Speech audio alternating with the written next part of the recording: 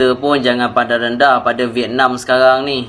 Mereka pun dalam projek untuk dapatkan pemain keturunan dorang. Lagi-lagi banyaknya daripada France ni lah. Nanti kualifikasi Piala Asia tahun 2007 guys, Malaysia bergabung dengan Vietnam, Nepal dan juga Laos cuy. Bintang daripada Kanada ni tau, dia mengatakan Malaysia ni sebenarnya adalah gergasi yang sedang tidur, yang akan bangun tak lama lagi. Halo, apa kabar semua? Jumpa lagi di channel Kuldesak. Bagaimana kabar kalian? Semoga baik-baik aja. Persaingan sepak bola di Asia Tenggara semakin sengit aja guys. Terbukti salah satu tim terkuat yaitu Vietnam berhasil mendatangkan 9 pemain naturalisasi grade A Eropa yang berasal dari Liga 1 Prancis. Tentu aja kabar ini akan menjadi alarm keras untuk timnas Malaysia, di mana Malaysia ini satu grup dengan Vietnam.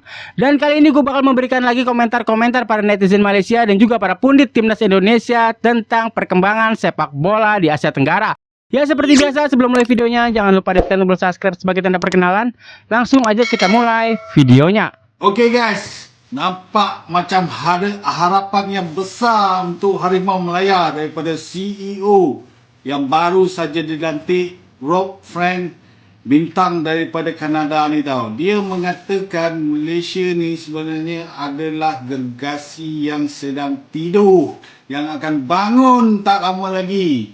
Okey, dia mengatakan lagi, okey, antara faktor dia kenapa dia datang ke Malaysia untuk mengendalikan pasukan kebangsaan pasukan Malaysia. Okey, sebagai seorang CEO dia cakap sebab misi FM dan juga misi TMJ yang nak bawa pasukan Harimau Melaya ni ke tahap yang tertinggi.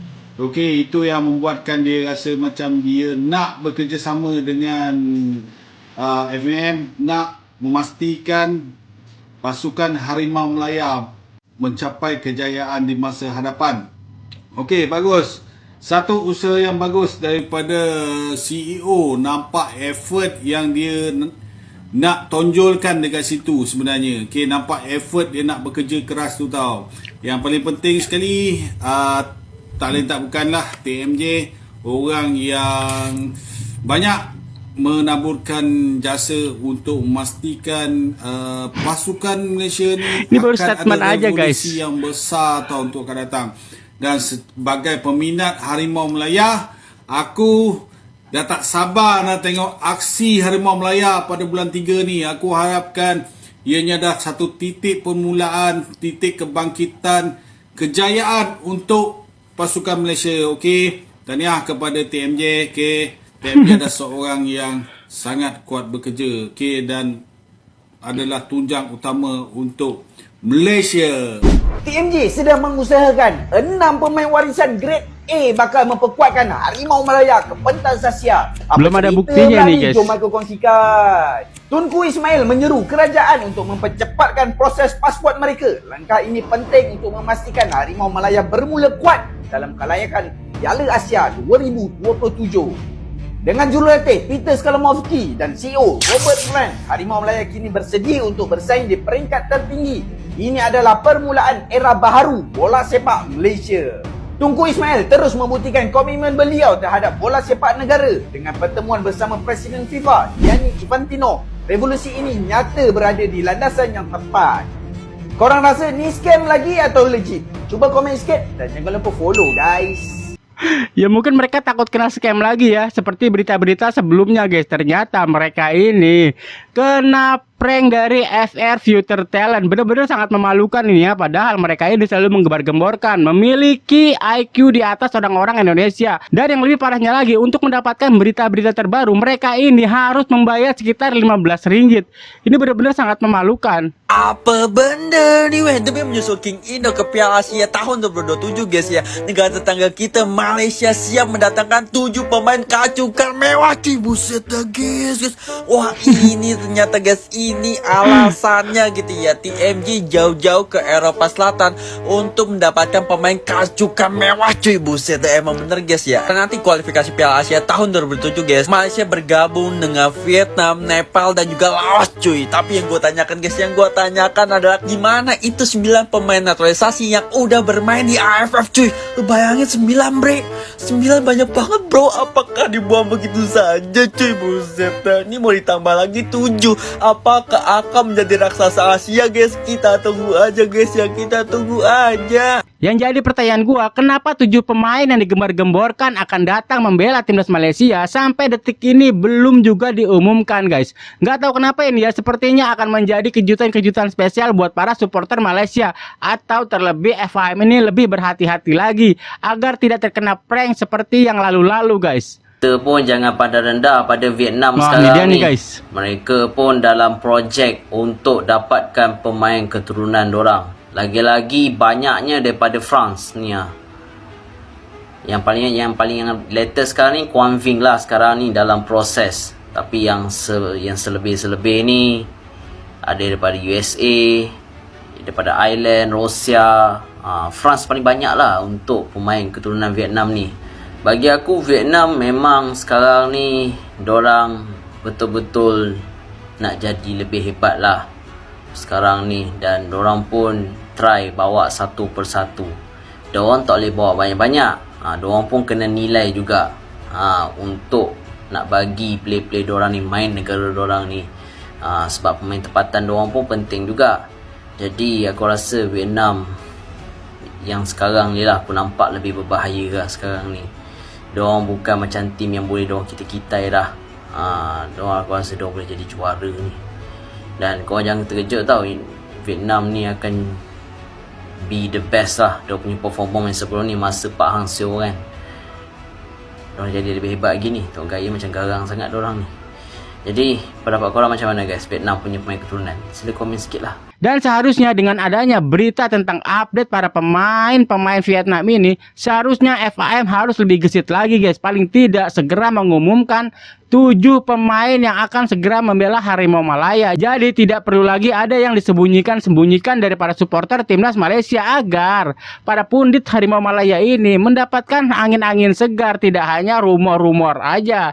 Jangan heran kalau timnas Indonesia akan finish di peringkat 2 kualifikasi Piala Dunia 2026. Loh, kok bisa bang? Jawabannya sangat bisa guys. Asalkan Patrick Kluivert mampu menggait para pemain yang di atas. Dan harapan kita di pertandingan bulan Maret besok melawan Australia, Ole Romeni dan Jairo Ridwol udah bisa debut. Otomatis Australia mungkin aja kita kalahkan. Gak ada yang mustahil guys. Tapi tunggu dulu, kita harus bisa menerima kalau seandainya Patrick Kluivert memasang starting line up seperti ini. Full naturalisasi, alias tidak ada pemain lokal guys. Kok abang pede kali kita bisa ngalahin Australia? Jawabannya sangat pede, karena di GBK kemarin Australia bisa kita tahan. Dan itu minus belum ada Ole Romeni dan Jairo Ridwol.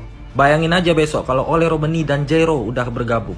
Otomatis lini tengah kita makin kuat dan lini depan kita makin tajam. So, jadi kenapa nggak bisa ngalahkan Australia? Asalkan setelah pertandingan bulan Maret besok, 4 pemain yang udah kita targetkan ini bisa segera bergabung dengan timnas Indonesia. Agar ketika melawan Cina dan Jepang besok, 4 pemain di atas sudah bisa melakukan debutnya bersama timnas Indonesia. Dan jika semua rencana ini terwujud, maka posisi 2 untuk timnas Indonesia bukanlah hal yang mustahil.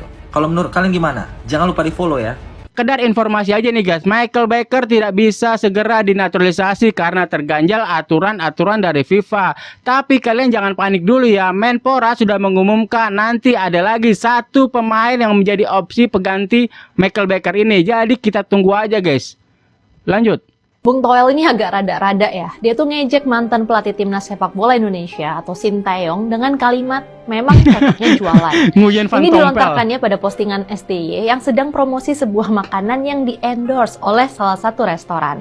Wajah STY yang lagi promosi itu di-capture dan di-upload di Instagram story-nya Bung Toel beserta kalimat memang cocoknya jualan beserta emoticon senyum lebar. Buat yang belum ngeh, Bung Toel ini adalah memang Nguyen komentator Van sepak Tompel. bola yang sering diomongin gara-gara kenyinyirannya terhadap STY dan para pemain naturalisasi. Nama aslinya Tommy Welly. Buat dia, STY dan pemain naturalisasi itu nggak bawa berkah buat Indonesia. STY sendiri kan sudah dipecat dari PSSI. Karena itu banyak pecinta bola yang kesal kalau sekarang Toel masih juga nyinyirin STY. Yang komentar misalnya akun X @UTD Fokus Indonesia 14 Januari lalu. Dengan ketus dia bilang, "Nih orang jahat banget. gue orang pertama yang ketawa kalau dia kena karma. Beberapa netizen lain menilai bahwa komentar Toel terlalu berlebihan dan menyerang STY secara pribadi. Ada pula pengamat olahraga @Ainur Rohman yang nulis Sintayong pernah bilang, orang-orang yang tidak menyukainya seperti Toel ini penting untuk mendukung kemajuan sepak bola Indonesia. Tapi ternyata makin hari saat nyinyirannya makin bermutu rendah di luar konteks sepak bola, Toel ini memang gak relevan, tendensius. Jadi semakin jelas kalau selama ini emang ada faktor kebencian secara personal yang akhirnya merusak faktor objektivitas dari opini yang dia sampaikan. Iya, memang udah kelihatan dari awal, guys. Odolidol ngidol. Bahkan mantan asisten pelatih timnas Yong Seok-so alias JJ turut membela STY di Instagramnya dan mengaku geram atas kelakuan Bung Toel. Tolong jaga etika sama beliau setidaknya, kata JJ di Instagram story-nya. Di mata Anda bisa tidak baik dan memang akhirnya sudah tidak di sini, tapi apa masih puaskah? Lanjutnya sambil menandai akun Bung Toel. Bung Toel sendiri emang beberapa kali melontarkan kritikan ke STY. Misalnya soal kritikan terkait banyaknya pemain naturalisasi yang menurutnya membuat para pemain lokal cuma jadi pajangan aja. Dia juga pernah berkomentar bahwa seharusnya ketua PSSI langsung memecat STY karena performa timnas Indonesia yang terus menurun. Bung Toel bahkan pernah menuduh bahwa STY ini menggunakan buzzer untuk menyerangnya dan keluarganya di media sosial. Bung Toel pernah menyebut STY disuapin Erick Thohir saat memperebutkan posisi 8 besar Piala Asia U23 2024. Kita sedang menguji kualitas Sintayong. Kita mau lihat, kalau disuapin terus sama Erick Thohir, enak betul dia, komennya. Komentar-komentar Bung Toel terhadap STY ini memang terasa mengada-ngada. Walau tidak sempurna, peran STY dalam memajukan sepak bola Indonesia selama 5 tahun terakhir jelas tidak bisa diingkari. Di bawah STY, Timnas Indonesia menjelma menjadi salah satu tim yang disegani di Asia. Timnas Indonesia sudah mengalahkan 2 tim raksasa Asia, Korea Selatan dan Arab Saudi. Sampai sekarang masih banyak yang heran dengan keputusan PSSI menghentikan kontrak dengan STY. Jadi kalau sekarang Bung Toel melanjutkan kenyinyirannya, wajar kalau banyak yang marah.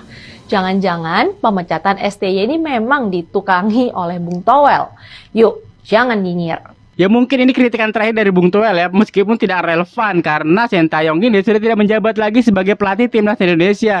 Dan sepertinya Sintayong ini menjadi berkah-berkah buat Bung Toel untuk diundang ke stasiun-stasiun TV karena kritikannya yang menjurus selalu ke Sintayong.